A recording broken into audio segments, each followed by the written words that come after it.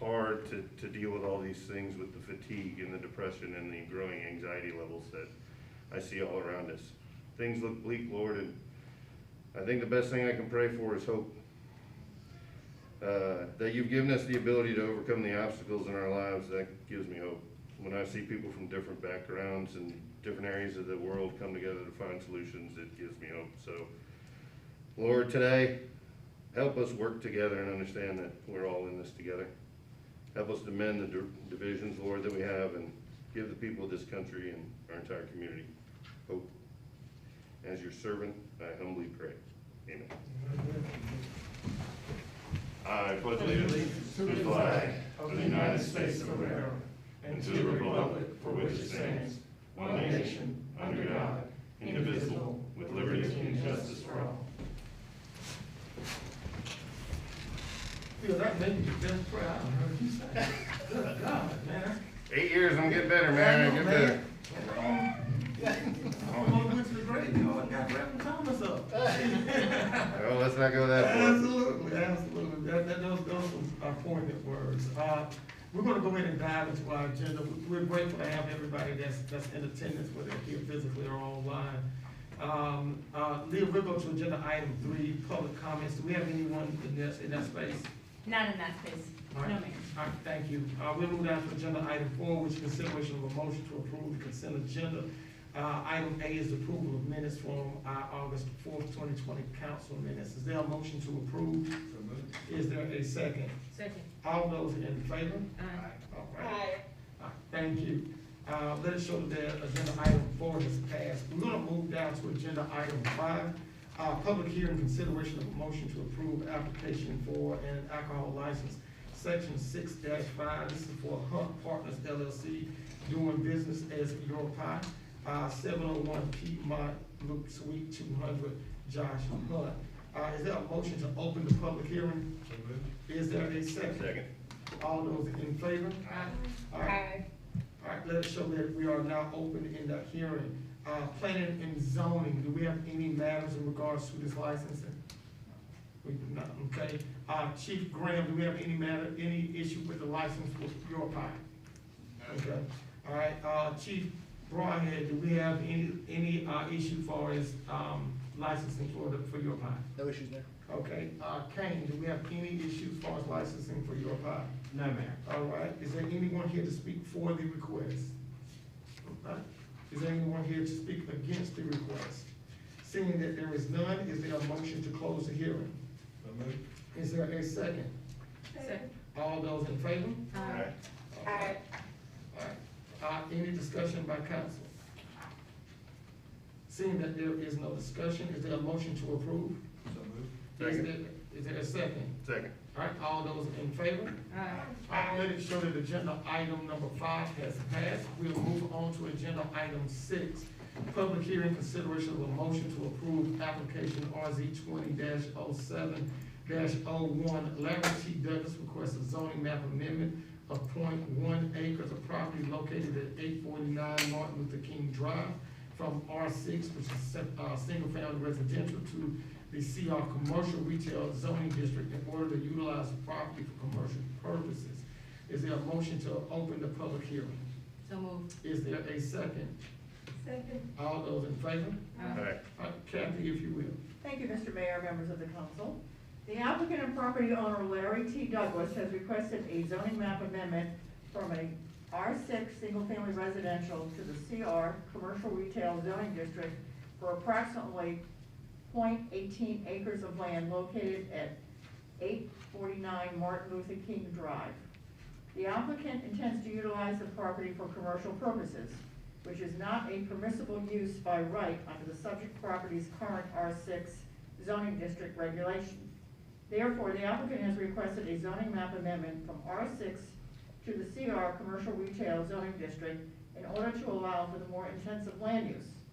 It is staff's opinion that the proposed zoning map amendment from R6 single-family residential to the CR commercial retail is consistent with the 2019-2029 future development map and the Statesboro Comprehensive Plan. So let me just show you the site. It's outlined in red. And you'll see directly to the north, there is a parcel that is outlined as well with a dotted line. And it's the intent of the applicant to combine the parcel under consideration tonight with the parcel to the north. You can see it's, this parcel is consistent with our future land use map, which shows this area to be for commercial redevelopment. That is the zoning. It shows the R6 in the green, and it's contiguous to the CR, which is the purple. And so he's requesting the change from the green to the purple, essentially. And this is, these are pictures that show, the top one shows the actual site. The one in the middle shows the parcel to the north, which he's going to combine. And then across the street is the auto zone. And then pictures to the south of the parcel, which show residential uses. And then there are some vacant lots also in the area.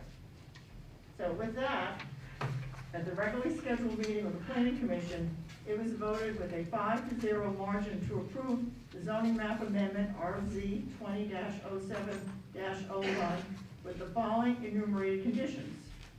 1, use of the subject property is restricted to any use specifically permitted in the CBD, Central Business District, as per the use regulations of the CR Commercial Retail Zoning District. 2, this zoning map amendment shall be void if a combination plat has not been submitted by the applicant to city staff for review and approval within 12 months of the date of city council authorization. The subject parcel shall be combined with the parcel 867 Martin Luther King Drive. 3, approval of the zoning map amendment does not grant site and or building plan approval as submitted. Project will be required to meet all city ordinances and applicable building codes. That is my presentation, Mr. Mayor. All right, thank you. All right, is there anyone here to speak for the request? Is there anyone here to speak against?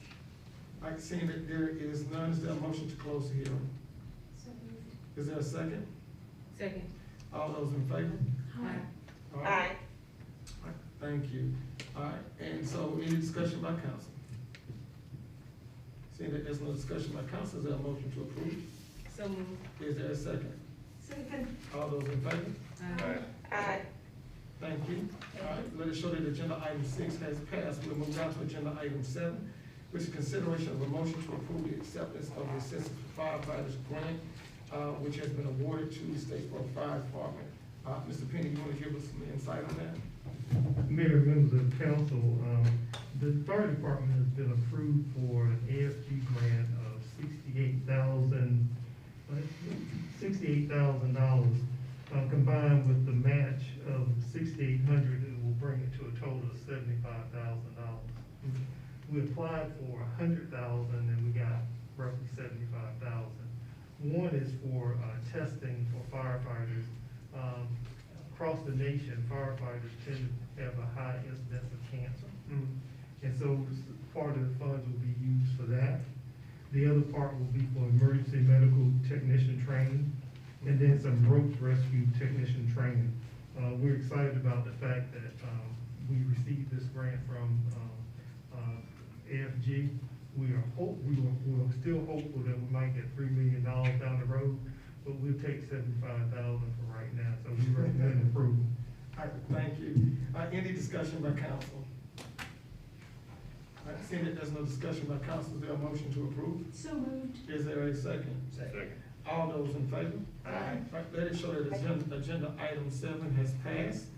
And Councilwoman Matt, forgive me, I think there's a little bit delay. It's okay. With that being said, we'll move down to agenda item 8, which is consideration of a motion to approve a professional services contract with Maxwell Reddick and Associates Incorporated to provide design, bid, permitting, inspection, and contract administration for Highway 67 optimum water and sewer extension in the amount of $63,500. Is there a motion? Mr. Penn, if you would give us some insight on that. Mayor, members of council, you remember, I think it was at the last meeting, we had an agreement with Optum for extending our services because they plan to expand down Highway 67. And so this is just a contract with Maxwell Reddick and Associates Incorporated to do the design work for the water and sewer that would be extended down that area. And so we would recommend the approval of the contract with Maxwell Reddick and Associates Incorporated. Okay, any discussion by council? All right, seeing that there's no discussion by council, is there a motion to approve? So moved. Is there a second? Second. All those in favor? Aye. Aye. All right, let it show that agenda item 8 is passed. We'll go down to agenda item 9, which is consideration of motion to set the dates for the required 3 public hearings to solicit input regarding the millage rate of 7.308 for the 2020 property taxes. First public hearing, August 27th at 9 a.m. Second public hearing, August 27th at 6 p.m. Third public hearing, September 1st at 9 a.m. Mr. Penny, if you will. Mayor, I really can't add anything. We recommend you set those dates. All right, council? All right, seeing that there's no discussion by council, is there a motion to approve? So moved. All right, is there a second? Second. Second. All right, is there, all those in favor? Aye. All right, let us show that agenda item 9 has passed. We move down to agenda item 10, which is other business for city council. If we will, Mr. Penny, will you go and give us, some insight on, the CARES Act funding uses?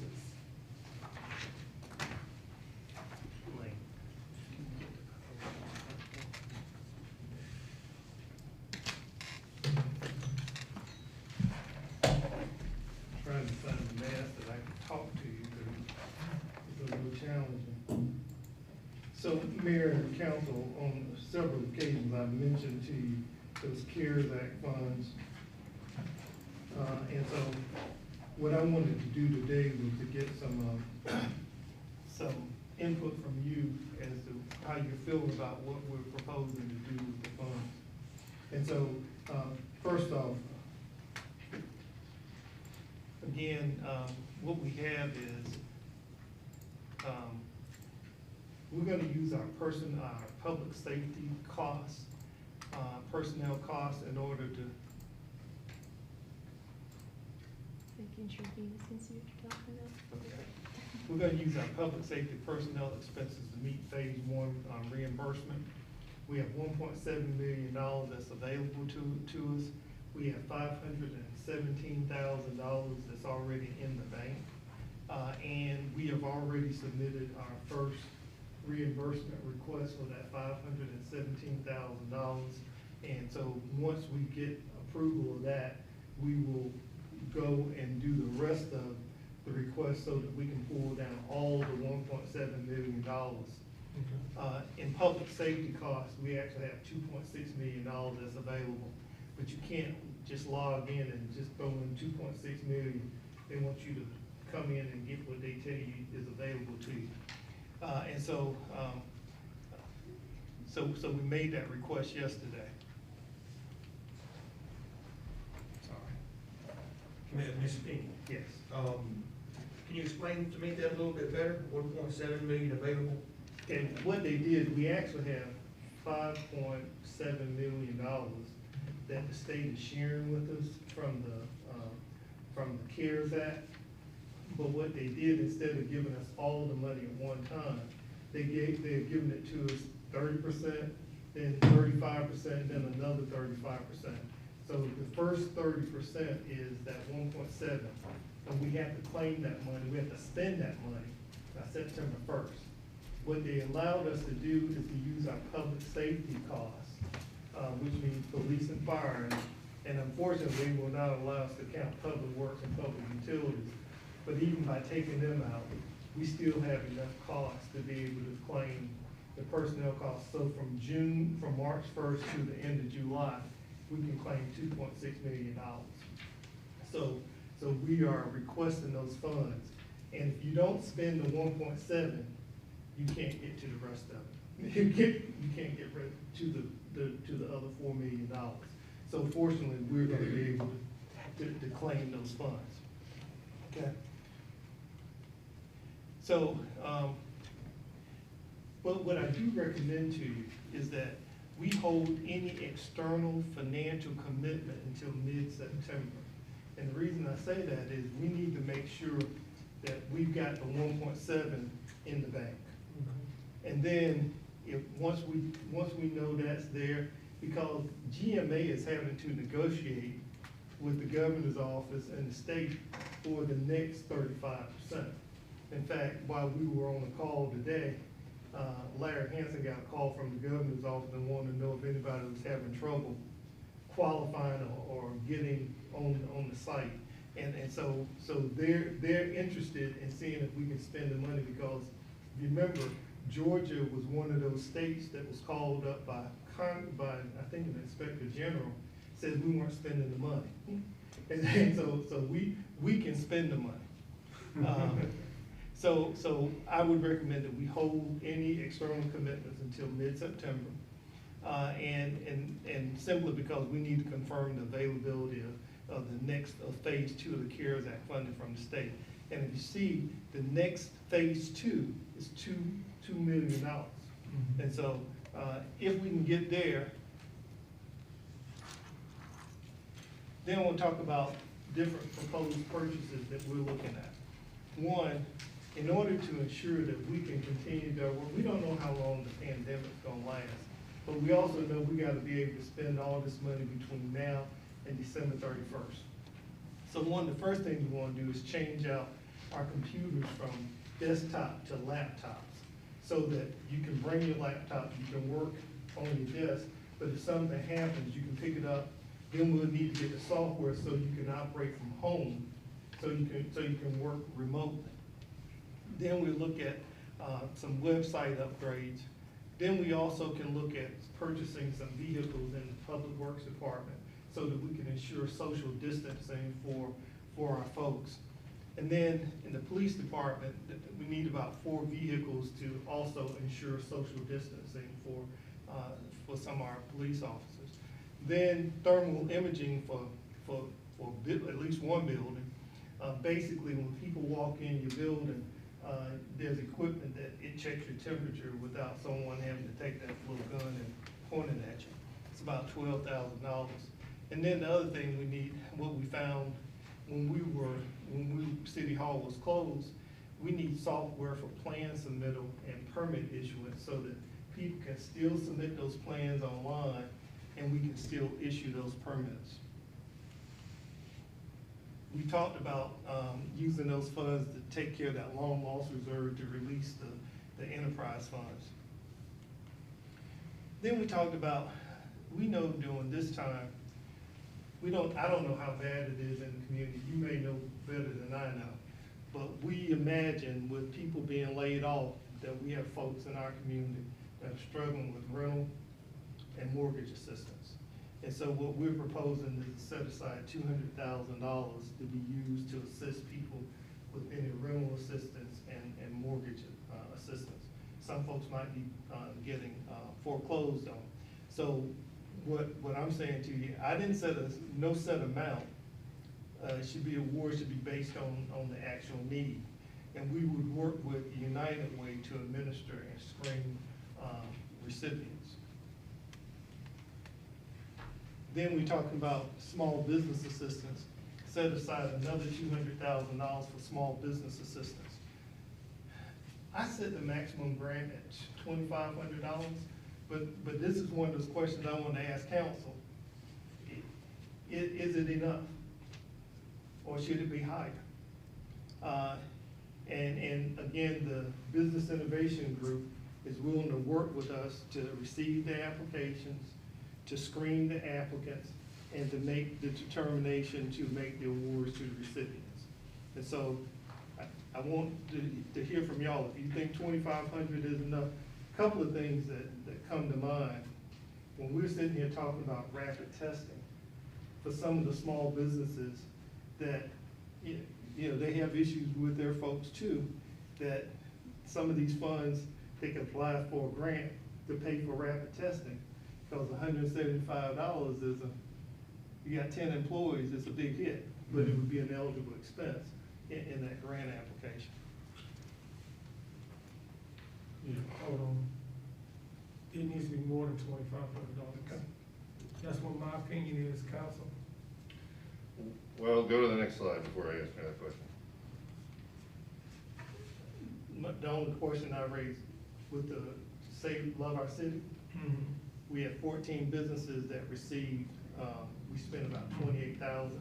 So the questions, again, is priority should be given to new recipients versus the 14 that received that. Now, if you raise it, then obviously they'd be eligible for the Yeah. difference. Okay. You said we have 200,000 now that we're eligible to spend? Not It's yet. not yet. Not yet. It is what I'm recommending a way, because we're gonna get this, if we get the money, one thing you could be is really selfish and just say the city's gonna use it all. The other way is to say, we wanna help our community. Yeah. And so we wanna help people with rental assistance, we wanna help small businesses, and you're gonna see something else. So maybe let me go through it and Go ahead. then come back. Mr. Penny, can I ask a couple questions from earlier in your presentation? So you're saying we had to commit this money by September the 1st, but now you're saying let's don't spend any money outside until the middle of September to be sure we can actually have access to it. So we only had to commit a general plan by the end of August, by September 1st? We have to spend that money by September 1st. However, we've already spent the money. The first chunk? Because the first, Okay, thank you. from March 1st to June, the end of July, we've already spent $2.6 million. So we can claim that 1.7. Right.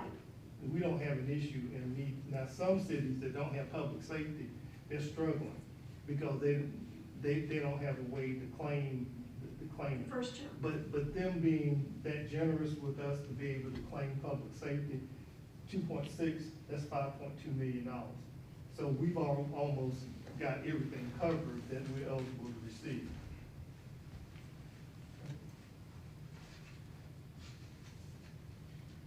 So you're suggesting then, we've already spent money, we're gonna get 1.7 from the CARES, but we're not gonna just dump that money back into police, we're gonna use it for some other things, For some other things. which is what you're walking through now. Yeah. And part of it is, we can claim the 5.2, we justify 500 more thousand, and we have the money, and so we can be a little bit more creative in how the funds are used, because these aren't normal city funds. Then the other thing I want to suggest is utility assistance. Recommend another $200,000 to be used for utility assistance. Action Pack, formerly known as Concerted Services, has agreed to administer it if we want them to. We would need to work out an agreement with all these outside agencies. I have a question, because with concerted services, I know there's like an income cap. Well, that's. There are a lot of people that struggle with that. That's a good question. I was gonna ask you Okay. that. You- Go ahead, you finish. So the maximum assistance is $175,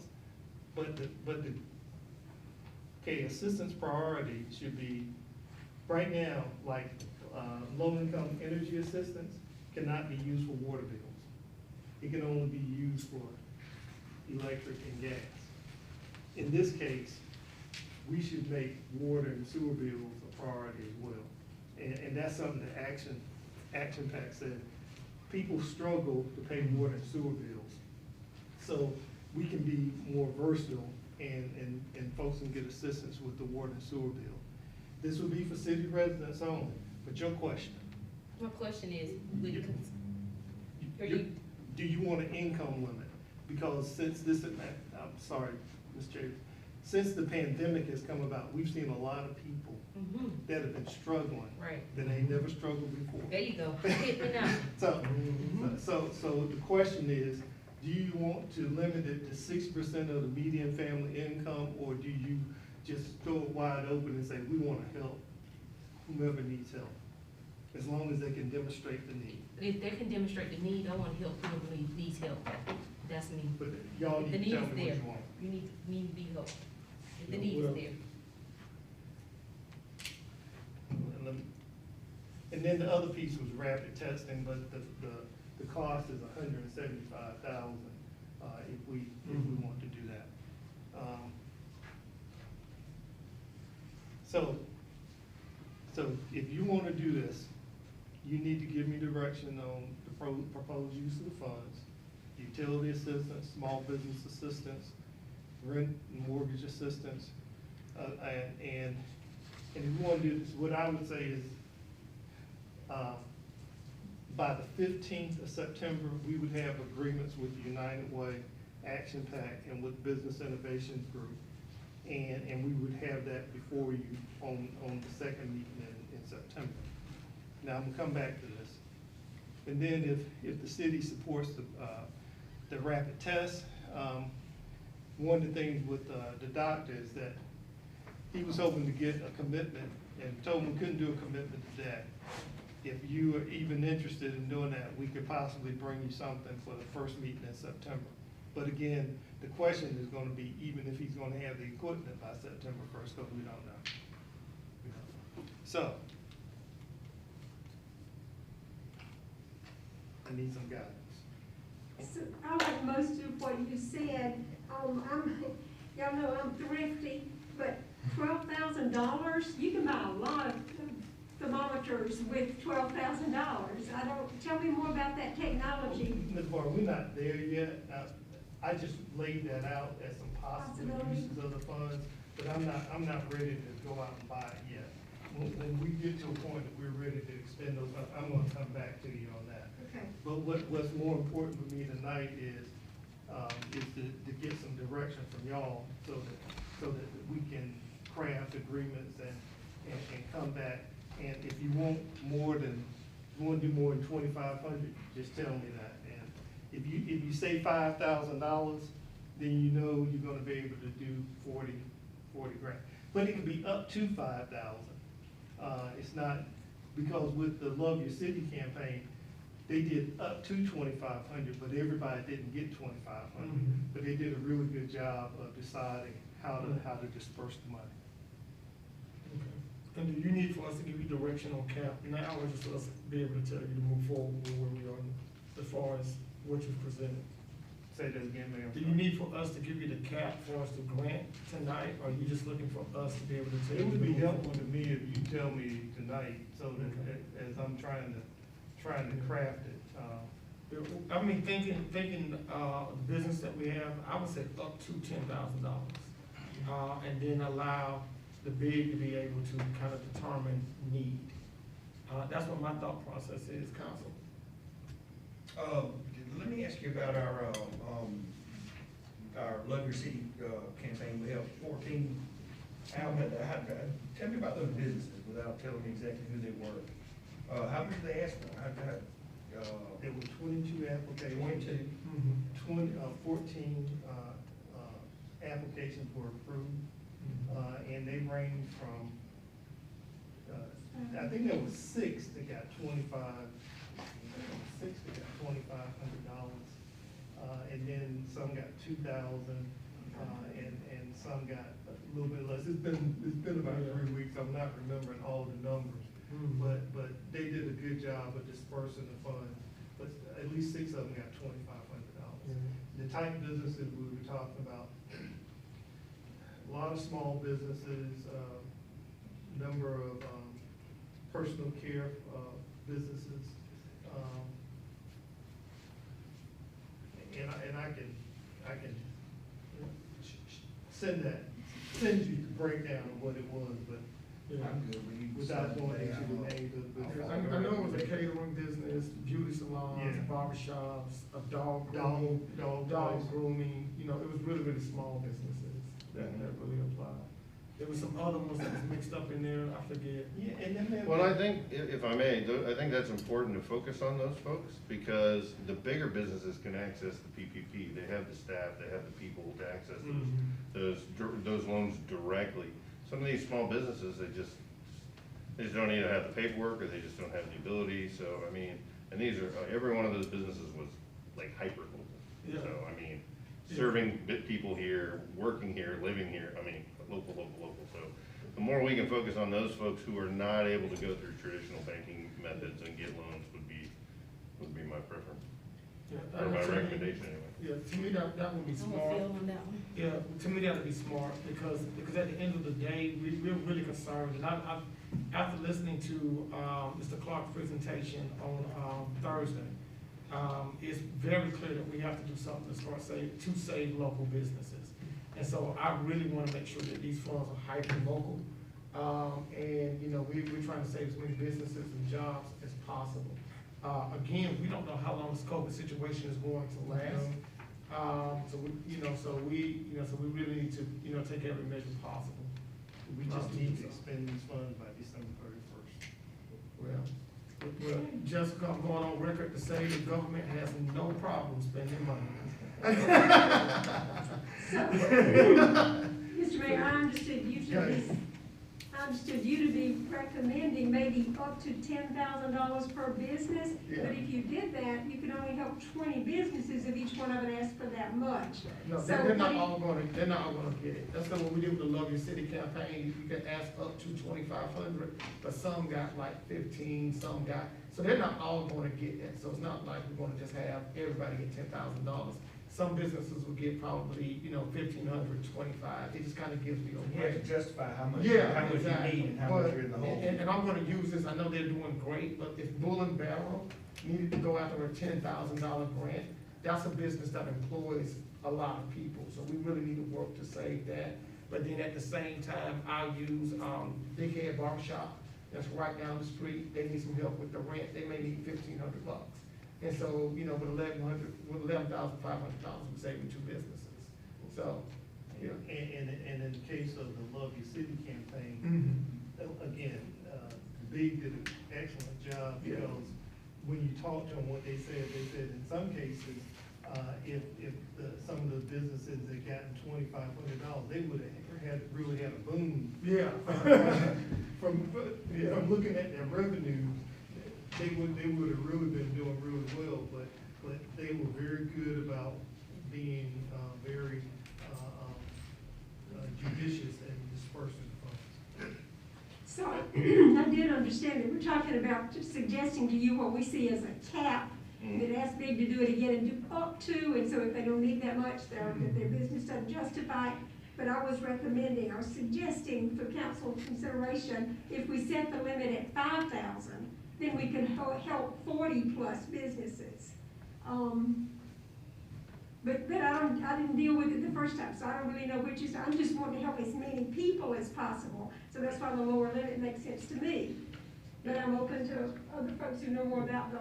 I don't wanna speak for Dominique, but if I were to guess what he would suggest, it's usually drop the level a little bit more. Basically what you're saying, drop the level so you can spread it. What about something in the middle, maybe 7,500? I It's was cool, man. 7,500. Yeah, it's cool, man. That puts 30 on the table plus, if not everybody gets 7,500, we could do 40 or 50 business. And they did a good job of, making sure they got what they need. And then at the end of the day, a barbershop is probably not gonna get $5,000, because they probably won't cut no more hair for the rest of the So they did a good job of giving businesses what they need. So 7,500 is fine with me. If that's fine with council. 75. 75, it's good fine with me. That real mortgage assistance, I think we need to encourage the United, like, give away a little more to be a little more generous. If we got $200,000 they can pass out, then because rents here are not cheap, so maybe up to 2,000 to help people with rent. Are you saying don't wait and let them make the determination? You're not asking us to give you suggestions No, Oh, on I'm this? not asking you, because I think it should be based on need. Yeah. Right. Because you may have, it's just based on. That's what I'm You may saying. have someone It that's should getting ready to be. get foreclosed Yeah. on, and they need $3,500. Yeah. And so that's why I didn't want to set a limit. on Yeah, that. right. And I think it should be based on need too, because I know it, Concerted Services and United Way, they look at a certain population of Right. people in Mhm. a certain income level. This pandemic has It's affected hitting everybody, like, not just one population of Mhm. people, it's affected everybody. So anybody that has a need should be able to apply for assistance. So, But when we're putting a cap on it, doesn't that guarantee that we give out so many. I mean, I understand Sherry's point, you know, and I hear what you're saying, but, you know, if one person comes in, they got a need of 30,000, are we gonna give them a $30,000 check out of 200,000? No, the cap is not my So, concern. I mean, 30,000, they probably already out the house. maybe so, but I mean, that's the purpose of putting the caps on there, is We so gotta something be like that doesn't reasonable. accidentally happen. Yeah. The cap is not my concern. We Yeah. can put a cap on it. My concern is a certain population that we help. Even if we have a cap, there are certain people which wouldn't qualify for the grant based upon their income. Yeah, and I know what you're talking, and I don't wanna put words in your mouth, so correct me if I'm wrong. What you're saying is that family that may be bringing in $100,000 when COVID was not here. Then when COVID is gone, their mortgage is behind. They don't you know, have and so- nothing. And So you on the same level. you know, and this is, and what I'm thinking Yeah. about, this is a small business owner whose business has been hit tremendously by this. And then now all of a sudden, that mortgage that they was paying faithfully, they're having a problem getting that mortgage paid. So, and I'm not trying to put Yeah. words in your mouth, but that's what I'm understanding. You got me correctly. Okay. You understood me correctly. Okay, so, I mean, me personally, you know,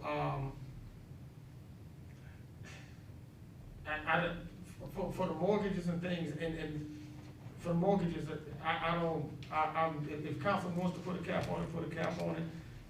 For me personally, I think that there shouldn't be a cap, it should be based on need. But that's just what my thought process is, cause the need is going to vary, cause somebody may need mortgage assistance, and they staying in an apartment that's $350 a month. Then this local business owner that's out of business, it may be 1,500, 2,000, you know, so I think we need to, you know, let the people that work with them every day make that decision. But you don't wanna put an income limit. Thank you. Yeah, income limits, we Yeah. don't want that. Income. No, not a cap on the income. Oh, I'm sorry, is that what you guys were talking about, the income? That's what I level? was talking about. Oh, yeah, no, that's no, what no, I was talking just talking about the award level. Right, because. Oh, I'm sorry. United Way and Action Pack, they tend to deal with people in Mhm. 60% Exactly. of the median family income and below. Sure. And what we're saying is, the pandemic has hit folks really hard. You might have someone that had $100,000 job that doesn't have it anymore. And so they ought to be eligible, and that's what Action Pack said. We're seeing people that we haven't seen before coming in and assistance, and so. But I do think, Ms. Boyd, you asked a question about, do you wanna put a limit? So do you wanna, for how much you would contribute if someone is being foreclosed on? And you asked a question, if someone came in at $30,000, that'd be a hard, because they in a real bad place. Mhm. And so, But if they qualify, how do you deny them? That's my point. So by Right. putting a cap on the award amount, then you can say, all right, even if you have $30,000, here's 10, this is the best we can do. so we. Because we gotta help other people. We're doing rental assistance and we're doing mortgage assistance. Mhm. And so if we set the mortgage assistance at 3,500, Okay. that potential could be 2 or 3 months. And usually probably 2 or 3 months before the foreclosure starts. Okay. And then what about rental? I don't know what the average rents are here. A lot. It A depends. lot. I mean, this is college town. This is college town, so 900 or better, if it's a house, or 2 or 3 bedroom apartment.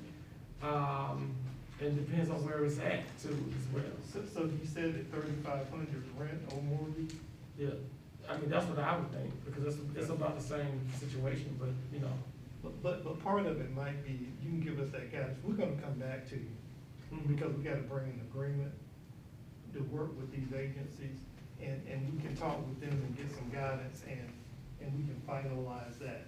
I wanna step you to one more important piece, is we talked about the rapid testing, and I need to see if you have interest at all. The other way. You need to know rapidly. Go the other direction. One more. There it is. So we're obligated to 175K? The test would be 175K, and basically what he said is that we would need to, if we provide the office space, then he'll provide the equipment and the personnel. Again, and I wanted to make sure, because I asked this question today with Dr. Parks, I wanted to make sure that I was being transparent with the council and sharing with you what the guidance from them was. If we are, again, we are doing it, we're utilizing East Coast Health Center. But it would be nice, I know we have some departments that are exposed a lot more. And we want to talk about whether we set up a protocol to periodically test folks, based on their exposure. But again, recognizing DPH, is not as, they're more conservative and sort of hesitant in the science when it comes to the rapid testing. And so when we initially talked about this, talking with Dr. Gerges, we were talking about us having access to 1,000 tests. And we don't know how long this pandemic is gonna last. In our case, we've had a number, 105 people have been tested, but a lot of them weren't necessarily, they were around somebody and they were afraid. And then we had people that were exposed in the work environment. Or they had been with somebody and they came to work without thinking. We say, call us before you come if you think you've been exposed. But once they get here, then we're sort of stuck. And if they worked all day with the crew, then we gotta pull everybody. And we've had that happen to us as well. So my question is, are you interested? I'm interested, but my concern is we've only tested 105 employees and we're obligating ourselves to 1,000 tests. So we've had this pandemic for 5 months now and only done 100 tests. That means, you know, unless we think this thing is going 4 years, 1,000 is a lot to commit to. I would certainly consider something less than that, but I mean, that's $175,000, and if we're talking about giving away money to, you know, for people in mortgages, and I mean, that's a lot to commit. That's a tough one to commit to for me. So help me understand what we're contrasting here. I applaud Dr. Gerges for approaching us and for being forward-thinking enough to want to get the equipment here and make it available to his patients. And I applaud his honesty in telling us he's already on the hook. He's going to do this, and we can help him. We can, a mutual benefit sort of arrangement. But we're contrasting us providing space, us providing a place for the testing to take place, as well as paying him $175 each time we need it. Each test that he does, is that right? Well, in the original proposal, he was gonna provide a place. Right, so that's changed. And the cost was higher. Okay. The cost was about $213 per test. And again, you remember, Cooler is paying $200 a test at St. Joseph Campbell.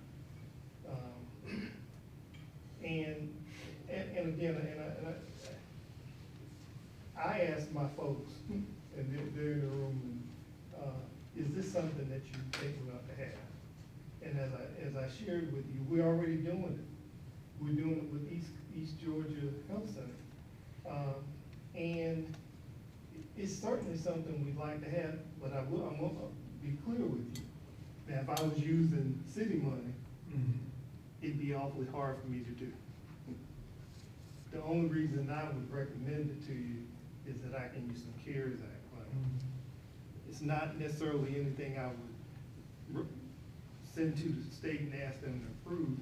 It would be based upon us being able to get that those public safety funds, and being able to cover those costs out of the pot of funds that we would have, that would be available to you. We have, and Ms. Barr, you and I had this conversation. How do we justify this expenditure for city employees versus the general public? And I would just simply say, the public is very dependent upon the services that we provide every day.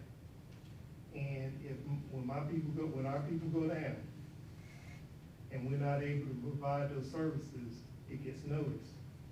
On Friday afternoon, I had a lady call me, and she wanted me to reduce her garbage bill because we hadn't picked up rough trash. And she said because we had frozen and she thought we were trying to make up revenue. When I explained to her that I've had employees out because of COVID, and that's why we haven't been able to pick up the bulk trash, she was very apologetic after learning that's why we had not been able to provide that service. And so for police and fire, it's not an option. We need to know that they are okay. And having to wait 7 days to get a test result is tough. So whether we do 1,000, if we back that number down, I'm okay, and I'm sure Dr. Gerges will work with us if we want to do it. Now, and we can negotiate some more. But we know at least if we pay 200 and we do 100 tests, then we're $20-some thousand. Okay? Yeah. But, 10 to 2,000. So if I've understood you correctly, we do now have access to rapid testing, but we have to travel 90 minutes to get it. At least 45 minutes down to Swainsboro.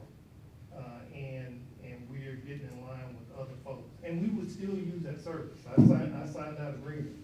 And what they're doing is filing our insurance. So this is in addition to. Okay. And what about Savannah? You said Pembroke's going to Savannah and getting at the hospital there, so the advantage is having an intake, Pooler, excuse me. So we could send folks to Pooler, to Savannah, that's an hour away? We don't have an agreement with them. We'd have to reach an agreement with them. Okay. I'm just trying to And compare apples. I have not asked, Steve Pennington, but I'm sure they don't wanna back up their equipment for just us. And that's why when Dr. Gerges came forward, thought it was a unique opportunity for us to be able to access that for our employees. Now, again, if there's an interest, I can see if we can negotiate something less.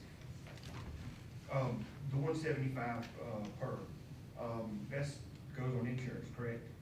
That's, how much is that? Is that straight out of pocket for every? We were gonna use some CARES Act funds to cover That's that. what's paid for, okay.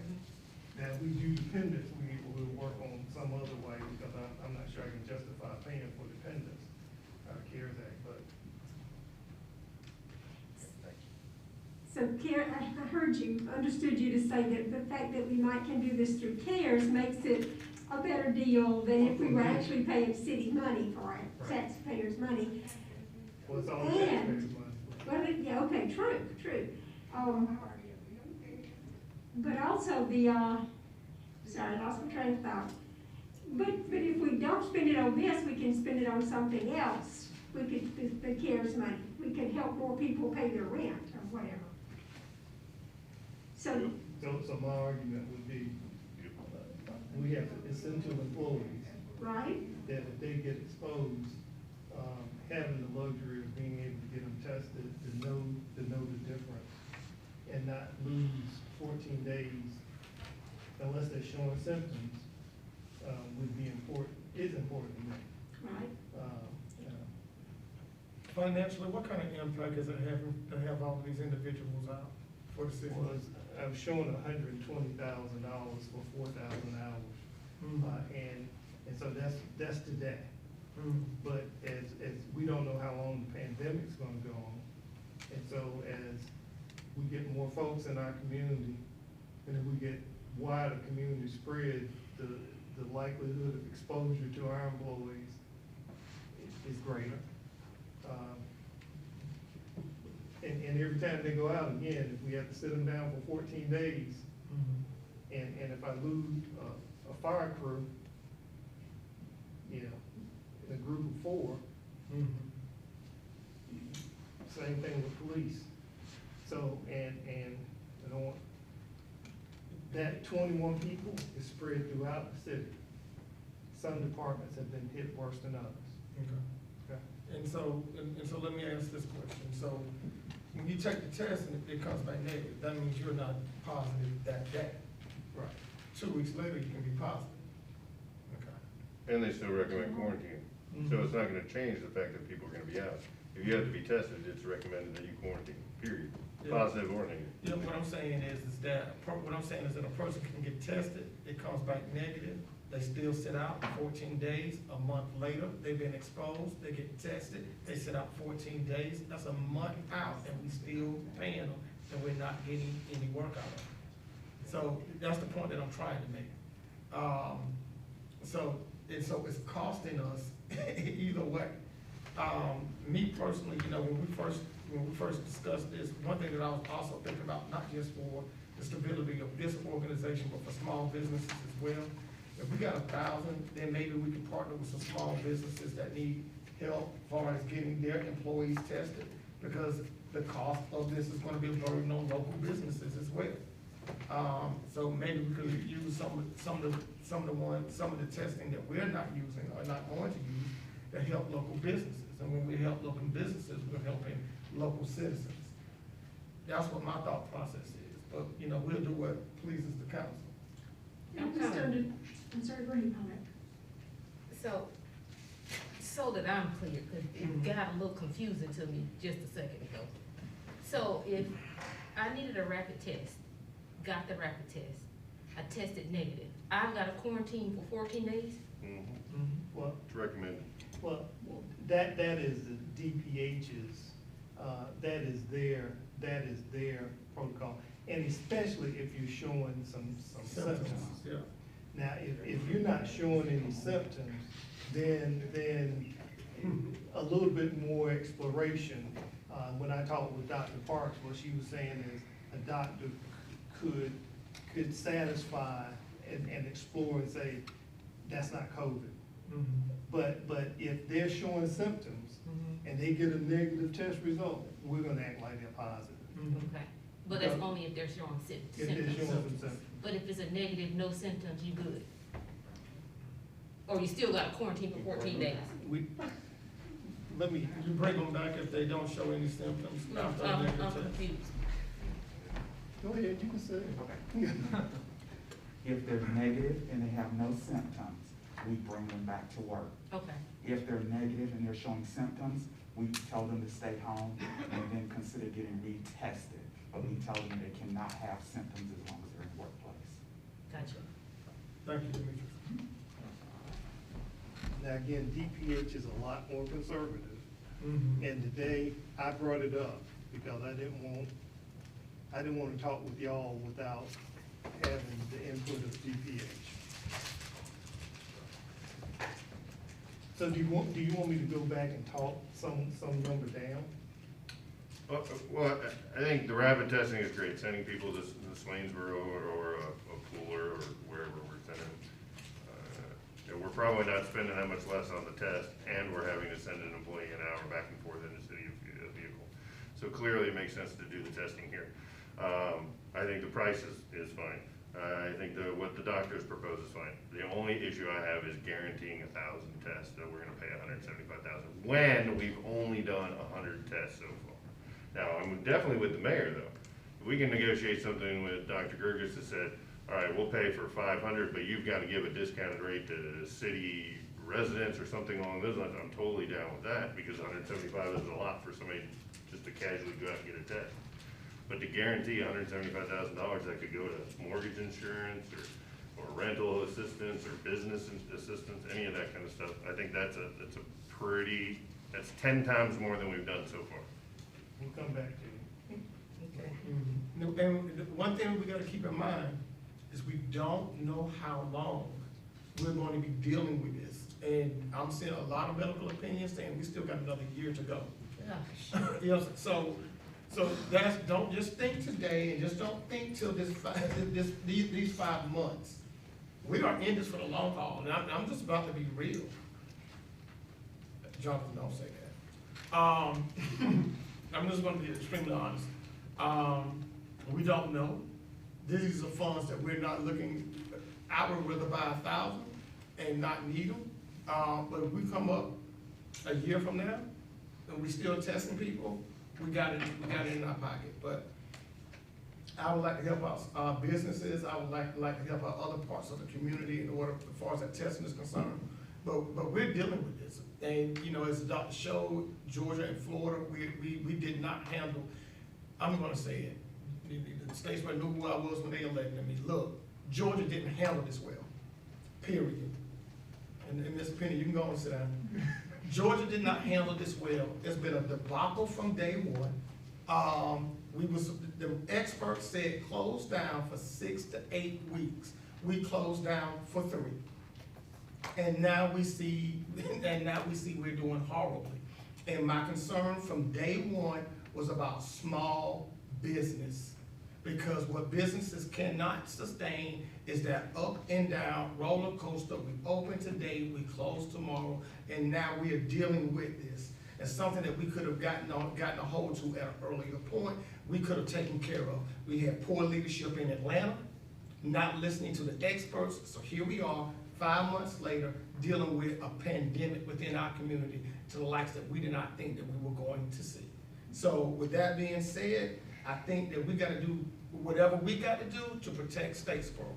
And so that means if we getting extra testing, let's help our local businesses, let's help our families, let's do everything that we possibly can to protect our own. And that's where I am with that. So how does that apply here? That applies. You want to sign an agreement for 100,000? What I'm saying is get 1,000 tests, because we don't know how long we're gonna deal with it, and if we need to be able to support local businesses so that they're able to get their people tested, which is a part of public health safety. These people going into these public restaurants, these barbershops, things of that nature, they need to be able to get tested rapidly so they can know whether or not their employees are at risk of infecting other people. This is just public health safety. And so that's why we need to go ahead, get what we need now. And then on the back end, if we see that we can share with other parts of the community, we have it. And it's not like we're using CARES funding for it. It's not like it's coming straight out of our budget. This is money that's been set out specifically to help us to navigate this particular situation. But if the council does not want to do that, I'm open to do it. You know where my position is.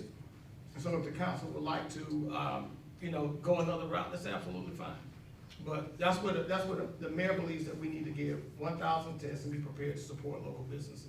Are we gonna give them away for free, or are we gonna charge? I mean, we have to have all that. We can't just say buy tests, spend $175,000. I believe we and we'll eventually give them out. I believe that we should set an allotment aside for local businesses, and yes, I do believe we should be able to give them away for free. Yeah, that's what the CARES funding is for, to help us navigate this public health situation. That's what it's for. Okay. So that's where I stand. If you guys wanna go another route, we can definitely do that. But our city manager, they need to know what direction we need to go in. Venus? I have a question for Mr. Penny. Yes.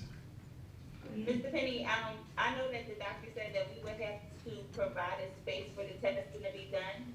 And I did think that I heard you say, that you had a space in mind. Yes. Will we be like taking out a lease somewhere, or is this some type of city property that we already have? Well, it's some city property that's available to us.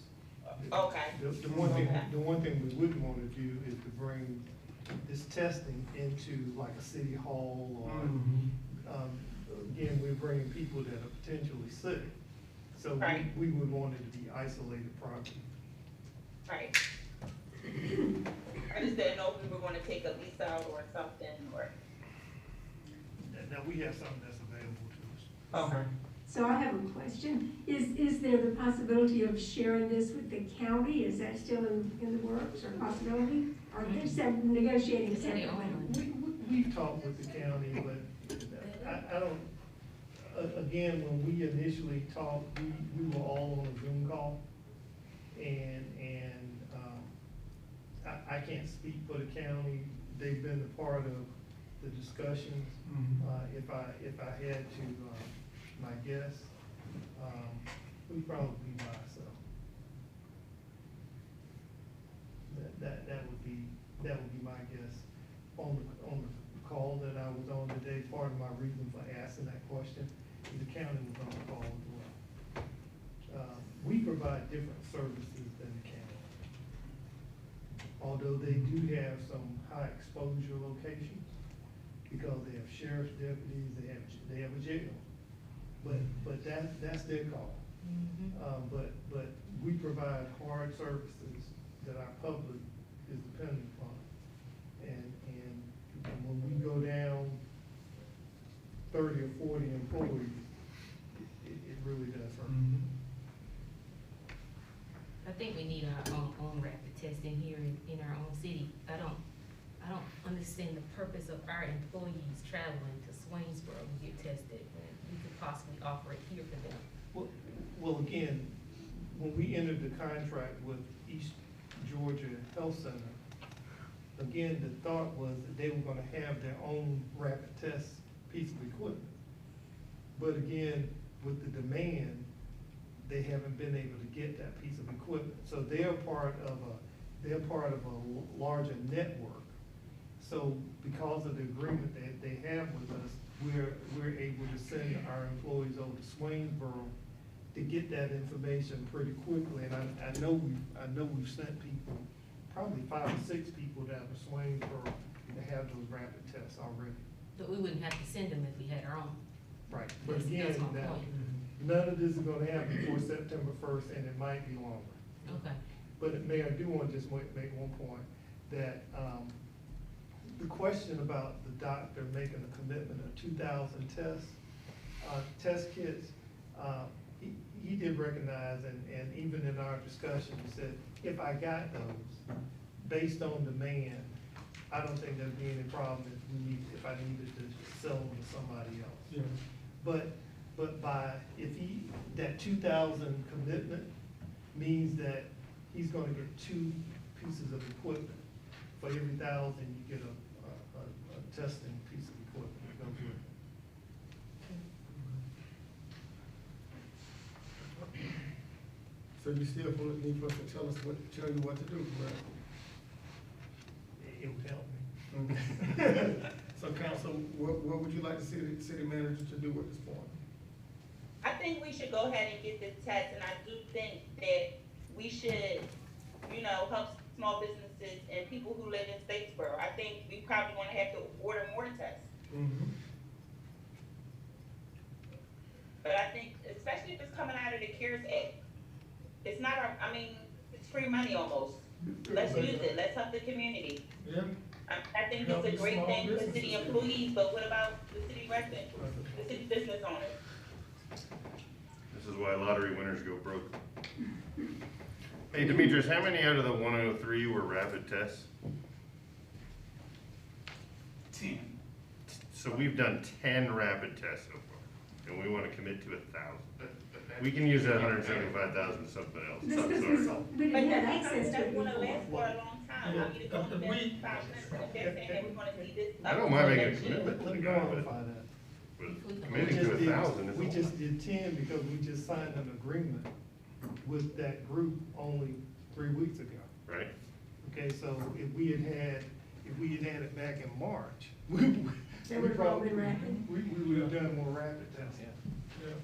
So what you were saying a minute ago about we're traveling, but the people here that we contracted with are trying to get the machine too? Yeah, well, yeah, that was part of the reason that we signed, because they were trying to get a piece of equipment. But as a part of that agreement, they also explained to us, but if you need a rapid test now, we have within our network, Somebody in who's already got Dublin, Swainsboro, so we can send your people over there if you're willing to travel. Okay. If they get the equipment, then it's here. Right, And and then then- we've committed to pay $175 a piece for them when we got it available already under the agreement that our insurance covers. Am I understanding right? Yes, but we still don't have the piece of equipment. We don't even have the piece that Dr. Gerkes is waiting on. He says he'll get it September 1, and the other people have no idea when they're gonna get it. That's correct. And Sherry, do remember that when you say our insurance covers it, we're self-funded, so we're paying for that ourselves. Yeah. Still paying Okay, Yeah, it's not like somebody else is covering it. It's still coming out of our budget eventually. okay. So 175 a test I mean, guys, doesn't, this, that I'm doesn't sorry, this sound is bad. about but- saving lives. I mean, I think this is a no-brainer at this point. Like, we have to protect our communities. Yeah. Council? I think we should move forward with it. Maybe lower, we can lower the number, but we should definitely move forward with this. Mayor, I just wanted to share with you, Demetrius, y'all can talk. Said, currently, when we send people out for the PCR test, we are paying $175 Okay. for those with Apple Care. And so it's basically the same price, but we are waiting a longer period of time before we get some test results. Okay. And. So we can pay the same thing and get it 15, 20 And minutes. again, that doesn't include, that's just the employee, and that, they still got dependents that still have to run through Gotcha. and have to get in line to get tested as well. Yeah. And it's all constant care funded. Yeah, and one thing, the reason why I'm really focusing on small business is because we're a college town, we have a lot of service industry that's here. And what my concern is that businesses, if they need to know whether their employees are positive or not as they're engaging the public. And I think that if we can provide help for these local businesses during this time period, I think that would be a major plus. We got 2 council members, Venus, repeat what you said. It's a go for me. Okay. And what about the number? Do we wanna reduce the number? What is your thought? I mean, I'm okay. I think we should keep the number at 1,000 personally. If we're gonna be dealing with this into 2021, better safe than sorry. Yeah, that's what I'm like too. Anybody else wanna add to this? So, Mr. Penny, didn't Dr. Burgess say that he thought he could sell part of it to somebody else? So he might be open to a commitment of 500, and then we could negotiate for more if depending on how it goes? I'm sorry. He's not even paying attention. I'm sorry. No, I saw him nodding, but. I'm sorry, Ms. Barr, I was reading the text. No worries.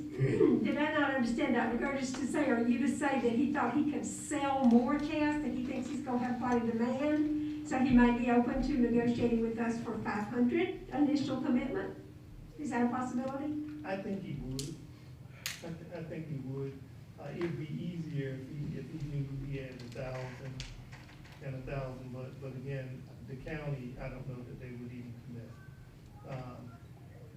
He wants to have the opportunity and the service available in the city. We know that the university already has it for the athletes and for the students, but he'd like to have this available in the city for us or anybody else that would like that. He also has some private companies that are interested as well. So we were trying to get in front of them. I just want, my fire chief wants to say something, I need to let him say it instead of me trying to. Yeah, I think I can provide some insight for Councilman Williams' concern about the number. This is one thing that's keeping me up at night, is because of the way that the fire department works. Our shifts are together for 24 hours at a time. They're eating together, they're in dorm rooms. We're socially distanced, we're wearing a mask, but still, if I have one, there's that potential for that snowball effect. And if I lose one station off of one shift, that is catastrophic for us. We do not have the staffing to maintain the levels of service. The only reason that we're not doing more testing in the fire department, especially the rapid testing, is because of the availability. If we were to have a potential exposure, ideally the way we would like to do it is to test before they begin their shifts for that shift that was exposed. So I don't, personally, I think that it would be, it would make our operation a lot more I feel I have a better peace of mind each day rather than, because if they're not, if they're asymptomatic, we are having them work. And then we're quarantining if they're positive or if they're exhibiting symptoms. But the 5 or 6 cases I think we've had in the fire department, they started exhibiting symptoms while they were on shift. So that's where, the testing could really be beneficial, the rapid testing, because we could do that and know if they're testing positive at that time before they begin their shift. So, How many per shift? there's a minimum of 11 that work every day, 14 if we're fully staffed and everybody's there. So you're talking about performing 14 tests a day? Potentially, it would only be for those folks that we've had a known exposure within the shift. Meaning, we had a guy, or gal, start exhibiting symptoms, we get them tested, they test positive, we would start testing that shift before they started working. Every 3 days Until or the 14 whatever. days, to make sure that they were not any longer, contagious. And keeping all the other stuff in place as well. So just, I felt like that was a big piece, because I understand the number and the concern of using it. I'm not saying we would use, 1,000, but I'm saying we would use more if they were available. But you're just one department. I'm just one We didn't even department. talking about police. Right. And we are very unique in the way that we work, again. Yeah, police are a They little more stay isolated together. from each other. They do everything together, Right. so. Thank you. That puts a lot of things in perspective. I'm in favor of us moving forward with rapid testing. I don't know, 500 or 1,000 commitment, I don't know what you can negotiate, but I think we do need to move forward with trying to negotiate with Dr. Burgess to get rapid testing available here in Statesboro. If I have to choose, 500 better than 1,000, just saying. I say 500 too. If we need more, we can buy them immediately. All right, we got 2 500s, we got 1,000. Paulette, what's your number? I'm gonna go with the 500. Okay, then 500, 500 it is. Yeah. All right. Hey, I'm sorry, $175,000 is nothing to be cavalier about. That's 2 miles of city road, I'm just saying. Yeah, we can't use it for city roads. I understand that. Yeah, like, I understand that too, but I know that we're We going to can be use it dealing for with. rent assistance and other things. Yeah, let's flip the money over. And so let's get the cost of that, whatever it is, we're gonna divide it up evenly across the other side. The benefits for the city, Yeah. what's left over, just put it in equally. So let's equal, whatever that cost is, let's equally divide the remainder of it for rental assistance, business assistance. You talking about out of 175? Yeah, out of the 175, so whatever's left over from that, so that should be You approximately might not- $87,500. I'm gonna come back, Mayor, if you're okay, let me come back to you after I look at all those numbers, because Okay. my numbers might change a little bit, Okay, but after talking about the. You're gonna buy some more Okay. computers. yeah. All right, thank you, Mr. Penny. Thank you I very I much. have one more question, I'm sorry. If we order the 500 and we need more, Mr. Penny, will we have the funds to do that? Not if we put in the funds elsewhere, and I do want, let me say this right quick, I think we're understanding this wrong. It's not, what Dr. Burgess said is that if we ordered 1,000 and we didn't need 1,000, then we could sell it to other people, to other communities. But if we order 500, there's no guarantee that we're gonna be able to get additional tests. Right. So I think I think that was understood backwards, when it's actually get more, and then if you don't need it, you can dump it off to other areas. But if you get less, there's no guarantee that those tests are gonna be there. Mayor, if I may, Oh, I so- think we all wanna move forward. Yeah. I think that, we're just stuck on that one number. Yeah. And we maybe negotiate with a little bit with Dr. Gergis, get some of these details worked out. Do we actually commit it to 1,000, or do we get more? If we only buy 500, do we get more? And those answers, all things need to be answered. We need to see a contract, so we can hash this out all day long, but until we sit Yeah, down and have a well, discussion see- with Dr. Gergis. So, 'cause I So know maybe charge, I know Sherry, we've had a meeting with Dr. Gergis. we don't have a contract. Okay, That's what I'm saying. let me- we had a meeting with Dr. Gertz, and we've already talked about a lot of this. And so what he said in that meeting was that if we got 1,000, then we could, and we didn't need it, we could dump the remainder off. He would. Yeah, we could dump the remainder off. There's no guarantee, if we get 500, there's gonna be more for us to get. We've had this discussion. So, but with that being said, the council has made their decision. We're gonna do 500, check your numbers, and then we'll go from there, okay? All right, and so, I guess. let's go ahead. I said, I guess. Yeah, I mean, my answer, I didn't really get an answer. I'm sorry. What was the question, Venus? I'm sorry. If we order the 500, will we be able to get more if needed?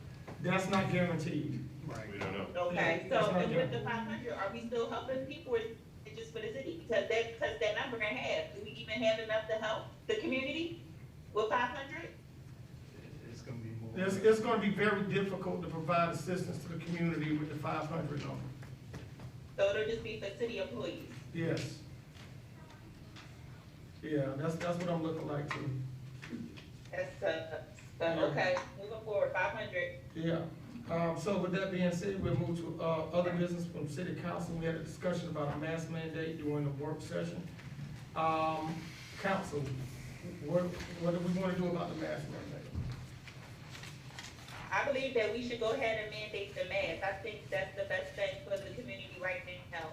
I know we're gonna have a lot of people who are not gonna agree with us, but if we wanna save some people and stop some of the numbers from going up, mandate and mask is just the best thing to do at this point. All right, any other council members want to chime in on that?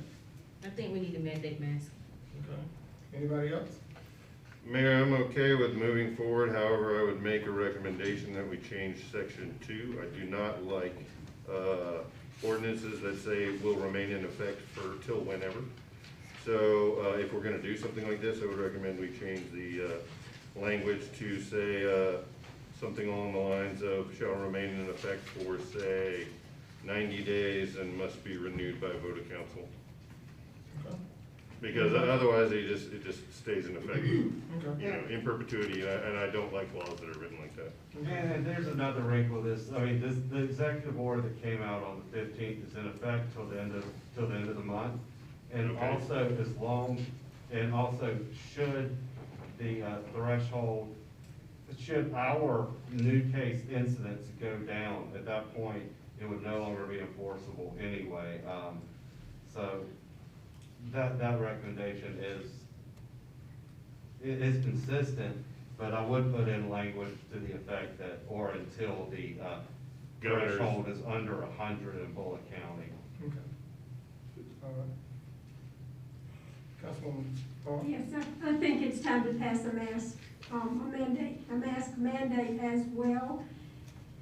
I've been dealing with it for a while, and I know there may be some folks that I have been concerned about the possibility of crystallizing resistance, the people who don't like it and are just gonna dig in their heels. But what I finally come to is, I can't answer for other people. I can't answer for people's value system and how they decide what's most important, my personal liberty or my obligation to take care of my relatives and neighbors.